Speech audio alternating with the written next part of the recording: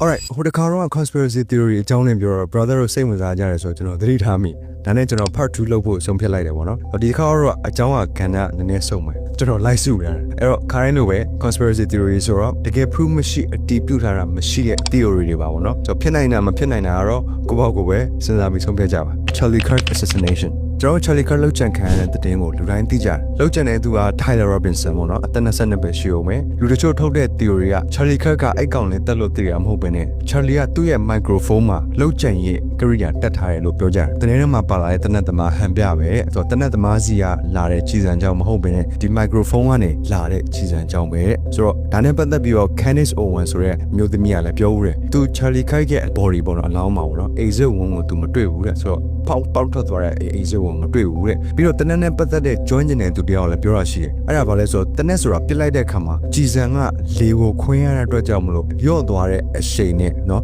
ဥတီယာလမ်းကြောင်းကဘလို့ဖြစ်နိုင်လဲဆိုတော့ပြောပြထားတာဆိုတော့ပြစ်မှတ်ကိုဒဲထီဖို့အတွက်အကွာဝင်းနဲ့လေတိုက်နှုံးနဲ့စသဖြင့်တွဲချက်ပြီးတော့တနက်ကို degree ဆောင်းဝင်းပြစ်ရတဲ့အခါမှာသူအဖြစ်ခံရတဲ့အချိန် react ဖြစ်တဲ့ပုံနဲ့နော်အင်ဂျီကတနက်ကြည်မှန်လို့နော်လေဖိအားကြောင့်ဖြစ်သွားတဲ့ပုံစံတွေကမားနေတယ်လို့ theory ထုတ်တဲ့သူတွေရှိတယ်တနက်သမားရဲ့အကွာဝင်းနဲ့တနက်ကြည်မှန်ရမယ့်ပုံကအဲ့လိုမဖြစ်နိုင်ဘူးတဲ့ဆိုတော့ပြီးတော့ပိုပြီးကြောက်ဖို့ကောင်းတာသူ့နားမှာသူထိုင်နေတဲ့ပတ်ဝန်းကျင်တစ်ဝိုင်းမှာလူတစ်ယောက်ကပစ္စည်းတစ်ခုကင်ထားတဲ့အဲ့ပစ္စည်းက pump gun ဖြစ်နိုင်လို့ထင်ကြေးပေးတဲ့သူရှိပေမဲ့အဲ့ဒါမဟုတ်ဘူးတဲ့အဲ့ဒါ detonator ဖြစ်နိုင်တယ်ဆိုတော့မိုင်းကြီးပါတွေခွဲတဲ့အခါမှာဝင်းနဲ့ control လမ်းလုံးတဲ့ပုံစံမျိုးတီး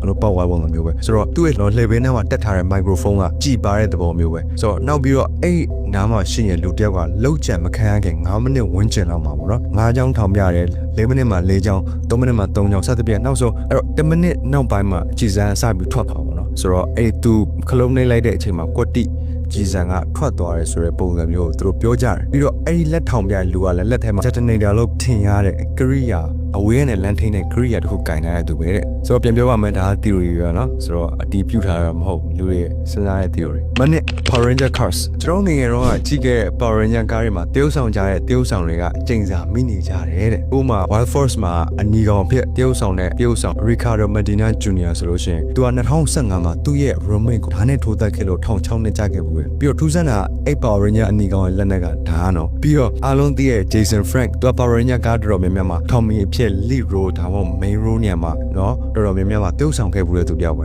သူဆိုလို့ရှိရင်ကိုကိုသက်သေပါတယ်နောက်တစ်ယောက် Ninja Storm မှာပေါင်ခဲ့ Red Ranger ဖြစ်တရုပ်ဆောင်ခဲ့တယောက်ဆိုလို့ရှိရင်လည်းမိမကိုနှိပ်စက်တယ်ဆိုတဲ့ domestic violence ဆိုတဲ့သတင်းတွေထွက်လာခဲ့တယ်ပြီးတော့2019မှာကိုသက်သေသွားတယ်နောက်တစ်ယောက်ကျ Mighty Morphin Power Ranger မှာပေါင်တဲ့ကလေးတရုပ်ဆောင် extra ဖြစ်ပေါင်ခဲ့တဲ့သူတယောက် Skylar Delian လို့ခေါ်တယ်ပေါ့နော်သူဆိုလို့ရှိရင် retire အဖြစ်နေထိုင်နေတဲ့ဇုံတွဲတတွဲကိုရွက်လေပေါ်များခေါ်ပြီးတော့